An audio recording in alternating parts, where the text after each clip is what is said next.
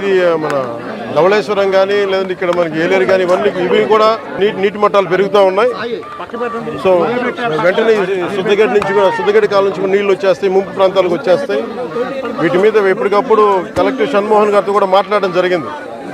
ఇది 2వ తారీఖు 3వ తారీఖు నుంచి మాట్లాడుతూనే ఉన్నాం, డేంజర్ లెవెల్స్ లేవని.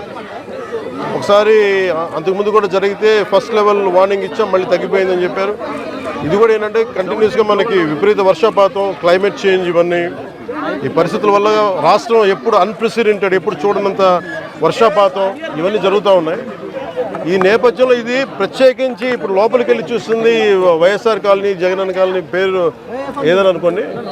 ఇది బేసిక్ ఇది ఒక 32 ఎకరాలు 33 ఎకరాల స్థలం. ఇది దాదాపు ఒక 2000 పైచిలకు లబ్ధిదారులు. దీంట్లో ఉన్నదేమో ఇప్పుడు ప్రస్తుతం 10% మంది జనాభా ఉన్నారు. 10% మట్టుకే.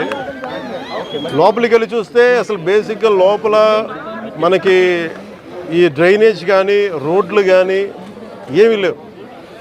కనీసం వాళ్ళు అడిగేది అంటే కనీసం ఇప్పుడు దీనికి కనీసం బ్రిడ్జ్ చేయమని అడుగుతూ ఉన్నారు. చిన్నపిల్లలు ఇరుక్కుపోయారు అది కానీ. తక్కువ ధరలకు ఉన్నది అధిక ధరలకు ఉన్నది చెప్పంటారు. ఇక్కడ తక్కువ ధరకు ఉన్న దానికంటే అదే ఆ విషయంగా వస్తున్నాం. నా నోట్లో మాటలు మీరే చెప్తారు. అంటే ఇది ఇప్పుడు నేను మన బుడమేరు గురించి చెప్తాను. ఇది అంచెలంచెలుగా ప్రతి ఒక్కళ్ళు దీన్ని ఇంక్రిమెంట్గా పెంచుకుంటూ వెళ్ళిపోయారు. ఉదాహరణకి ఒకరితో మాట్లాడుతుంటే, వాస్తువులతో మాట్లాడుతూ ఉంటే ఇది 2 లారీలు వెళ్ళేంత దారి ఉంది. నదీ పరివాహక ప్రాంతాన్ని ఇది ఈజీగా వెళ్ళిపోయేది. కొంతమంది గట్లు చెట్లు వేసి ఆ గట్లని వాళ్ళ పొలాల్లో కలుపుకోవటం అదొకటి.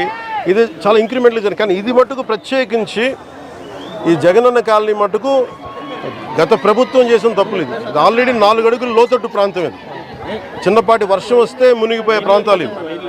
అలాంటి చోట్ల వీళ్ళు 30 ఎకరాల పైగా 32-34 ఎకరాల పైగా వీళ్ళు ఇచ్చారు. ఇది మామూలుగా మనకి రిజిస్ట్రేషన్ ప్రకారం మనకి 13 లక్షలు ఉండేది.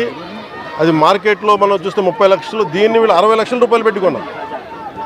సో ఇది జగనన్న కాలనీ అనేది గత ప్రభుత్వం చేసింది ఎన్ని 100 కోట్ల 1000 కోట్ల తేల్చి మన క్యాబినెట్ మీటింగ్లో తేల్చి చెప్పాలి. అన్ని మొత్తం కూర్చున్న దాని మీద వర్కౌట్ చేస్తున్నాం. దాంట్లో భాగంగా చూస్తే 30 లక్షలు మార్కెట్ రేట్ ఉండగా 60 లక్షలు పెట్టుకున్నారు. అది లోతట్టు ప్రాంతం. ఎవరు ఈ రోజుకి 10% మించి ఎవరు మనకి లబ్ధిదారులు లోపలికి రాలా. దాన్ని బట్టి మీకు అర్థం చేసుకోవచ్చు. ఇలాంటి చోట్ల ఇప్పుడు ప్రత్యేకంగా ఛాలెంజ్ చేసి వీళ్ళు చేసిన తప్పుల్ని మేము కవర్ చేయాలి. వీళ్ళు ఇచ్చేసారు, ఆ తప్పుల్ని కవర్ చేయాలి. వాళ్ళకి ఇన్ఫ్రాస్ట్రక్చర్ ఏదైతే అవసరాలో ఇన్ఫ్రాస్ట్రక్చర్ డెవలప్ చేయాలి.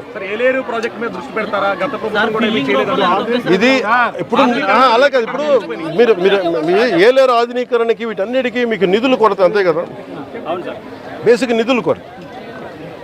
మరి ఇక్కడ ఒక్క చోట మీరు ఇక్కడే చూస్తే దాదాపు 13 కోట్లు, దాదాపు మీరు చూసే 30%, 13 కోట్లు ఇక్కడ ఒక్క ఈ కాలనీకే వేస్ట్ చేశారు. ఇలాంటి ఒకరు చెప్పండి.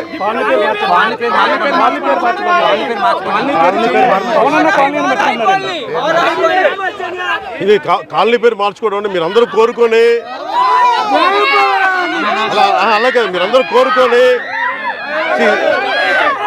ఒక నిమిషం కాలనీల పేర్లు ఎందుకు నాయకుల పేర్లు ఉండకూడదు చెప్తా. వాళ్ళ జేబులో డబ్బులు కాదు. అందుకని మనం చేయాల్సింది ఏంటంటే నేల కోసం పనిచేసిన నాయకుల పేర్లు పెడితే మంచిది. అదే మన జాతీయ నాయకులు చాలా మంది ఉన్నారు, రాష్ట్ర స్థాయి నాయకులు ఉన్నారు, పిఠాపురం మహారాజు గారు ఉన్నారు. అలాంటి గొప్ప మహానుభావుల పేర్లు పెడితే మంచిది. మేము నిజంగా అలాంటివి కోరుకుంటాం.